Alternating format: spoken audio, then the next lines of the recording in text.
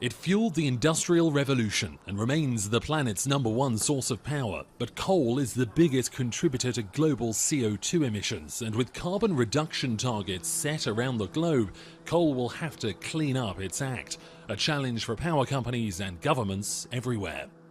Coal has suffered a bad reputation as being a dirty type of fossil fuel, but power stations like this one are starting to harness technology to make the burning process much cleaner, to give coal a new lease of life. Every aspect of the entire operation is controlled right out of the control room here.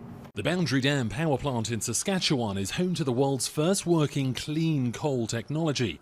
Thanks to a process called carbon capture and storage, 90% of carbon dioxide and 100% of sulfur can be secured and stopped from entering the atmosphere. We've got an abundant supply of low-cost coal right on our doorstep, and we really want to continue to make use of that resource. This project is a game changer. What's happening in this building really could change the way the world burns coal. This is the carbon capture plant, and it's where sulfuric acid and carbon dioxide are extracted from the coal burning process, and those byproducts are then sold on the open market. So not only is this carbon capture plant helping protect the environment, it's also helping the company make more money. There is some controversy over where this liquefied CO2 goes. Most from this plant is sold to oil drillers who use it for enhanced oil recovery, a sort of fracking for oil. Some environmentalists say that's just passing on the potential to pollute elsewhere. There's also concern about leakage when the CO2 is sent deep underground for long-term storage. This well goes nearly 3.4 kilometers straight down. Research is ongoing to see whether CO2 can be stored underground and underwater safely, and what happens while it's down there.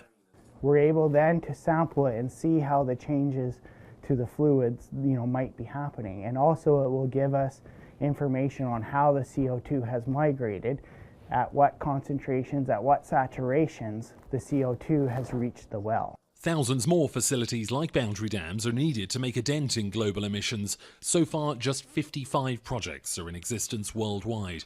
Most of them are in the US, China or Canada, but other countries are looking. China, Norway, Australia, any country that has coal is interested in what we're doing because it really is a lens into the future. And then we have countries that are emerging that simply can't afford to build a nuclear plant or go into renewables in a big way, so they have a large source of coal.